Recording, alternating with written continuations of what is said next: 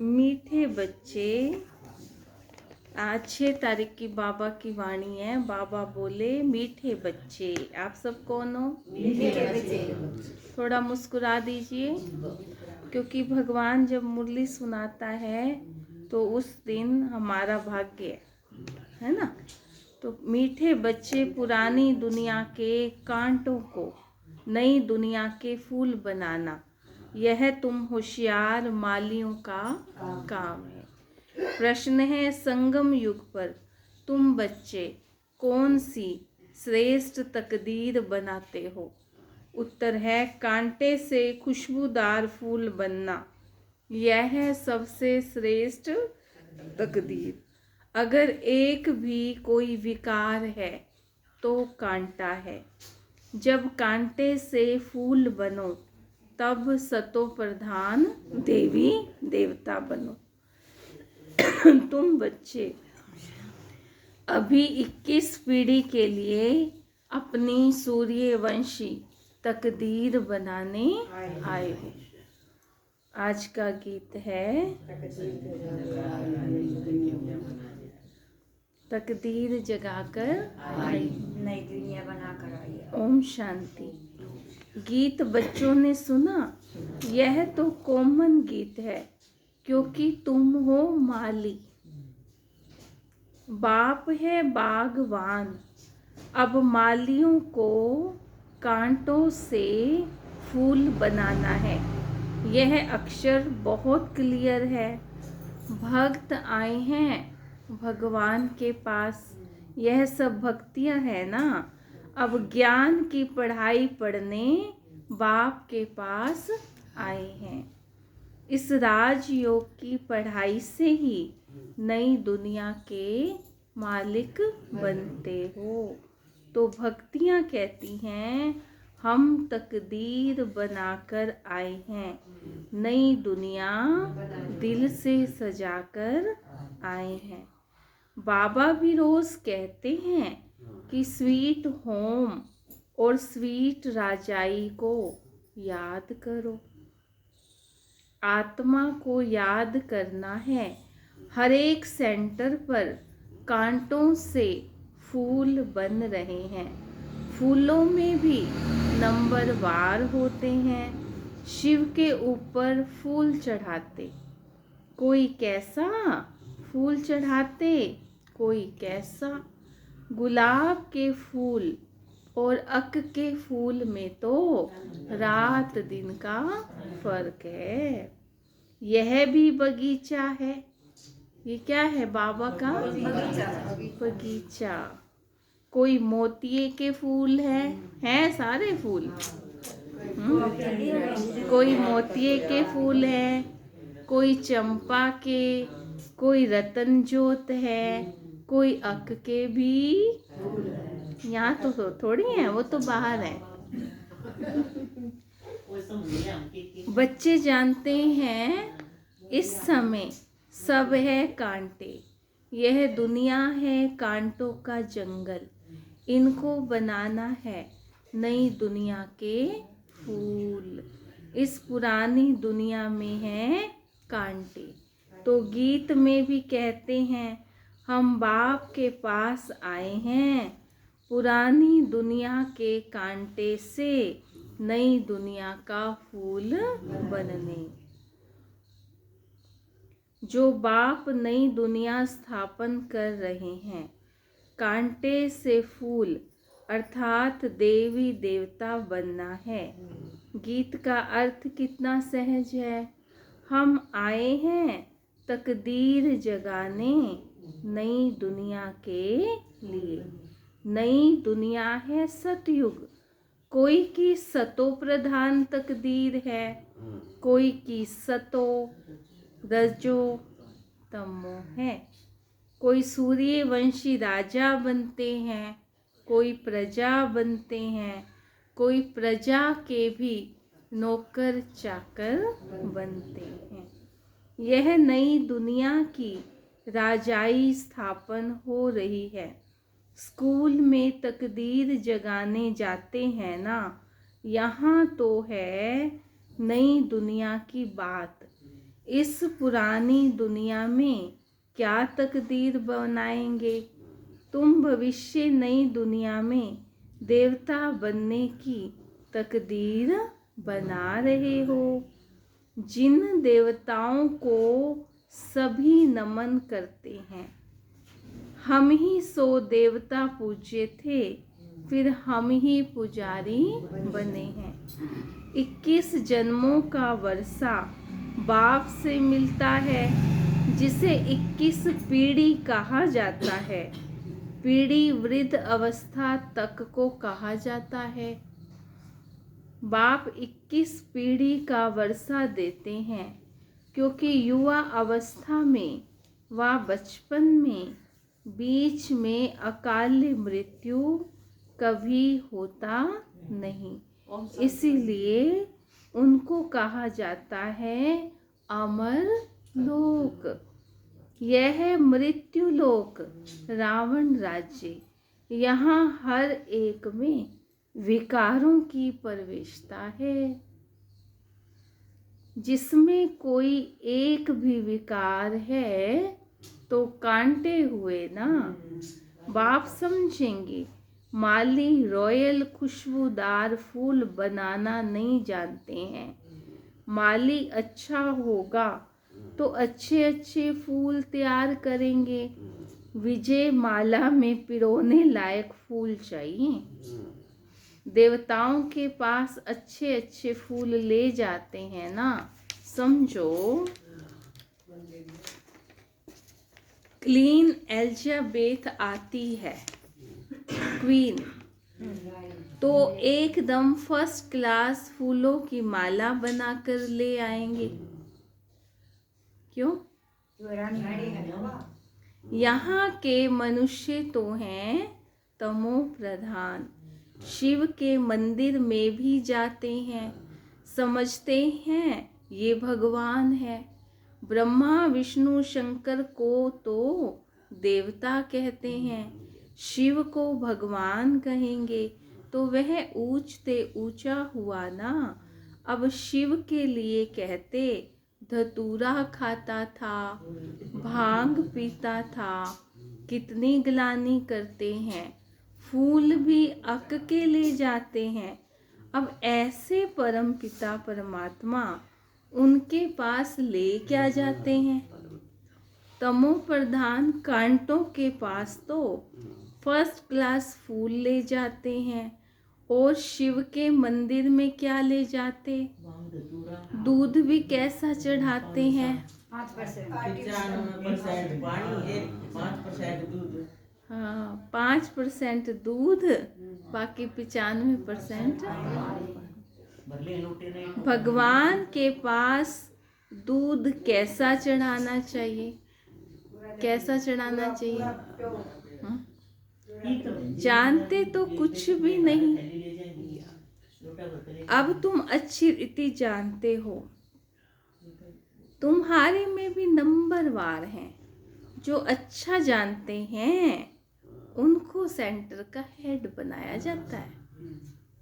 जो यज्ञ की वैल्यू को समझे, है ना, यज्ञ को समझे, भगवान के प्यार को समझे। ऐसे थोड़ी आए वेस्ट करें, अपना खाएं पिए मौज करें, वो थोड़ी सेंटर हेड बन सकता है।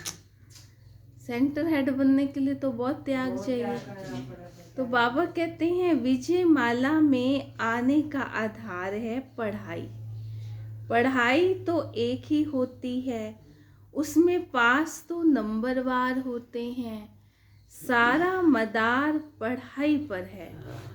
कोई तो विजय माला के 8 दानों में आते हैं, कोई 108 में, कोई 16,108 में।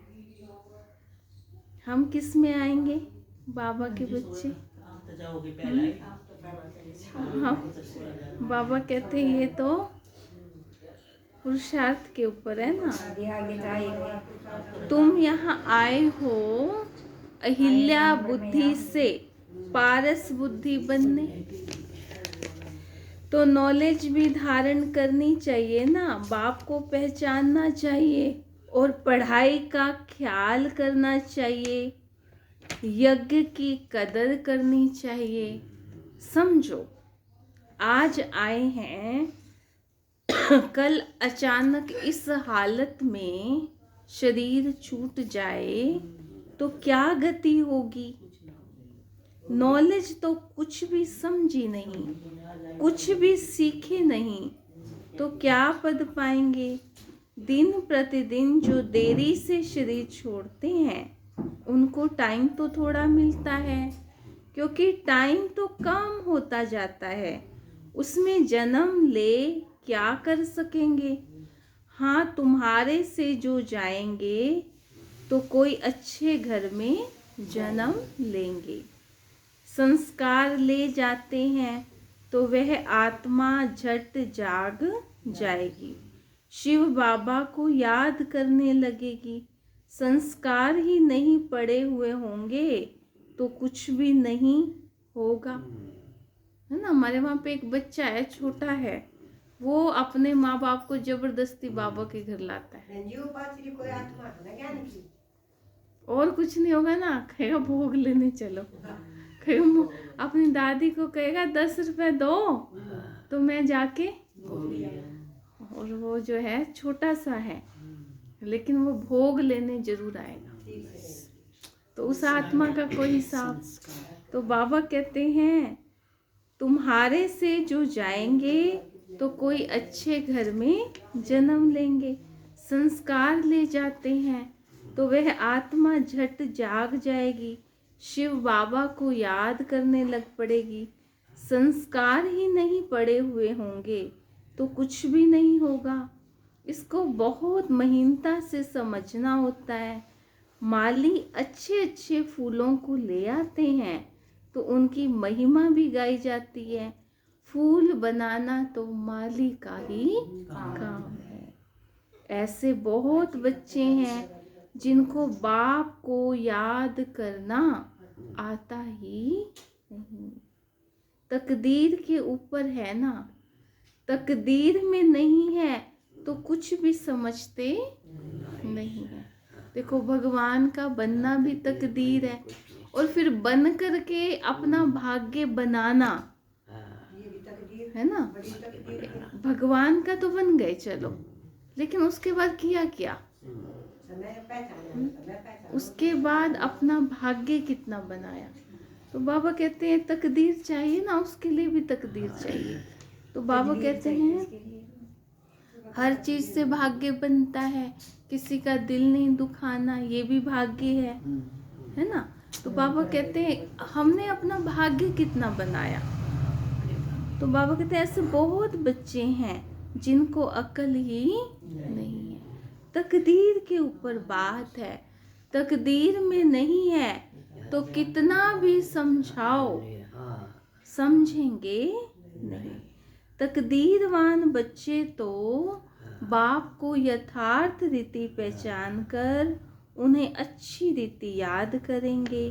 बाप के साथ साथ नई दुनिया को भी याद करते रहेंगे। गीत में भी कहते हैं ना, हम नई दुनिया के लिए नई तकदीर बनाने के लिए आए हैं। 21 जन्म के लिए बाप से राज्य भाग्य लेना है। क्या लेना है? कोई भी हमें बाबा सेवा देता है तो अपना भाग्य समझ के उसे बड़े प्यार से दिल से करेंगे। फिर बाबा कहेगा ये भी कर, वो भी कर, वो भी कर, क्योंकि बाबा को पता है यही करेगी। तो फिर हमारा भाग्य कितना बनेगा, आता हो या ना आता हो। लेकिन जब हम हाँ जी करते हैं तो हमारा क्या बनता है? भाग्य बनता है। तो बाबा कहते हैं 21 जन्म का बनाना है। कितने जन्म का? 21 जन्म का भाग्य बनाना है। तो 21 जन्म के लिए बाप से राज्य भाग्य लेना है। इस नशे और खुशी में रहें। ऐसे ऐसे गीत का अर्थ इशारे से समझ जाएं। स्कूल में भी कोई की तकदीर में नहीं होता है तो फेल हो जाते हैं। यह तो बहुत बड़ा इम्तिहान है। भगवान खुद बैठ पढ़ाते हैं। यह नॉलेज सभी धर्म वालों के लिए है। बाप कहते हैं अपने को आत्मा समझ मुझ बाप को याद करो। तुम जानते हो किसी भी देहधारी मनुष्य को भगवान नहीं कह सकते। ब्रह्मा विष्णु शंकर को भी भगवान नहीं कहेंगे। वह भी सूक्ष्म वतनवासी देवताएं हैं। यहाँ है मनुष्य, यहाँ देवताएं नहीं हैं। यह मनुष्य लोक, ये लक्ष्मी नारायण आदि दैवी गुण वाले मनुष्य हैं जिनको डिटिज्म कहा जाता है। सतयुग में सभी देवी देवता हैं। सूक्ष्म वतन में हैं ब्रह्मा विष्णु शंकर। गाते भी हैं ब्रह्मा देवताय नमः, विष्णु देवताय नमः, शंकर देवताय नमः, शिव परमात्माय नमः। शिव को देवता नहीं कहेंगे और मनुष्य को फिर भगवान नहीं कह सकते। 3 फ्लोर है ना, हम हैं 3rd फ्लोर पर। सतयुग के जो हैं दैवी गुण वाले मनुष्य हैं, वही फिर आसुरी गुण वाले बन जाते हैं। माया का ग्रहण लगने से काले हो जाते हैं। जैसे चंद्रमा को भी ग्रहण लगता है ना, वह हद की बातें, यह बेहद की बात, बेहद का दिन और बेहद की रात है। गाते भी हैं ब्रह्मा का दिन और रात। तुमको अभी एक बाप से ही पढ़ना है, बाकी सब कुछ भूल जाना है। बाप द्वारा पढ़ने से तुम नई दुनिया के मालिक बनते हो। यह सच्ची सच्ची गीता पाठशाला है। पाठशाला में हमेशा नहीं रहते। मनुष्य समझते हैं भक्ति मार्ग भगवान से मिलने का मार्ग है। जितना बहुत भक्ति करेंगे तो भगवान राजी होगा और आकर फल देगा। यह सब बातें तुम ही समझते हो। भगवान एक है जो फल अभी दे रहे हैं। जो पहले पहले सूर्यवंशी पूज्य थे, उन्होंने ही सबसे जास्ती भक्ति की है, वही फिर यहाँ आएंगे। तुमने ही पहले पहले शिव बाबा की अव्यभिचारी भक्ति की है, तो जरूर तुम ही पहले पहले भक्त ठहरे। फिर गिरते गिरते तमो प्रधान बन जाते हो। आधा कल्प तुमने भक्ति की है, इसलिए तुमको ही पहले ज्ञान देते हैं। तुम्हारे में भी नंबरवार है। तुम्हारी इस पढ़ाई में यह बहाना नहीं चल सकता कि हम दूर रहते हैं इसलिए रोज नहीं पढ़ सकते। कोई कहते हैं हम 10 माइल दूर रहते हैं। अरे बाबा की याद में तो तुम 10 माइल भी पैदल करके जाओ तो थकावट, लगन चाहिए ना। आज वो लगन नहीं है। हम बचपन में अपने घर से लेकर मॉडल टाउन तक पैदल आते थे और 5 बजे चलते थे सुबह सुबह। पहले योग करते थे, क्लास करते। अभी तो कहाँ है इतनी लगन। तो बाबा कहते हैं बाबा की याद में तुम 10 माइल भी पैदल करके जाओ तो कभी थकावट नहीं होगी। कितना बड़ा खजाना लेने जाते हो। तीर्थों पर मनुष्य दर्शन करने लिए पैदल जाते हैं, कितना धक्का खाते हैं। यह तो एक ही शहर की बात है। बाबा कहते हैं मैं इतना दूर से आया हूँ, तुम तो 5 माइल दूर हो। वहाँ खजाना लेने के लिए तो दौड़ते आना चाहिए। अमरनाथ पर सिर्फ दर्शन करने के लिए कहाँ कहाँ से आते हैं। यहाँ तो अमरनाथ बाबा स्वयं पढ़ाते हैं। तुमको विश्व का मालिक बनाने आया हूँ। तुम बहाना करते हो। सवेरे अमृत वेले तो कोई भी आ सकते हैं, उस समय कोई डर नहीं है, कोई तुमको लूटेंगे भी नहीं। अगर कोई चीज जेवर आदि होंगे तो छीनेंगे। चोरों को क्या चाहिए? धन पदार्थ, परंतु किसी की तकदीर में नहीं है तो बहाने बहुत हैं।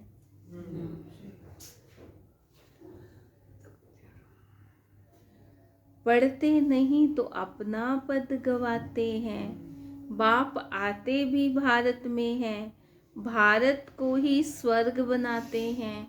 सेकंड में मुक्ति, जीवन मुक्ति का रास्ता बताते हैं। परंतु कोई पुरुषार्थ भी करे ना, कदम ही नहीं उठाएंगे तो पहुंच कैसे सकेंगे? तुम बच्चे समझते हो, यह है आत्माओं और परमात्मा का मेला। बाप के पास आए हैं स्वर्ग का वर्षा लेने। नई दुनिया स्थापन हो रही है। स्थापना पूरी हुई फिर विनाश शुरू हो जाएगा।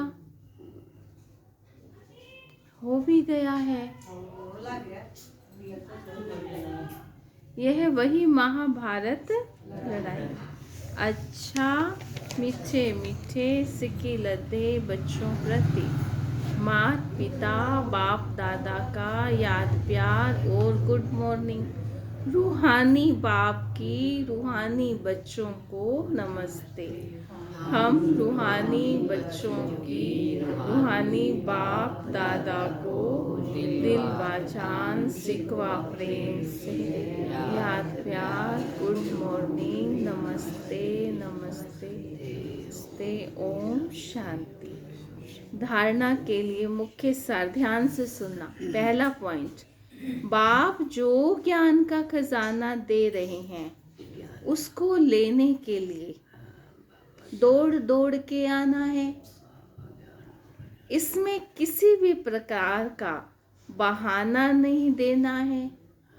बाप की याद में 10 माइल भी पैदल चलने से थकावट नहीं होगी। क्या सुना?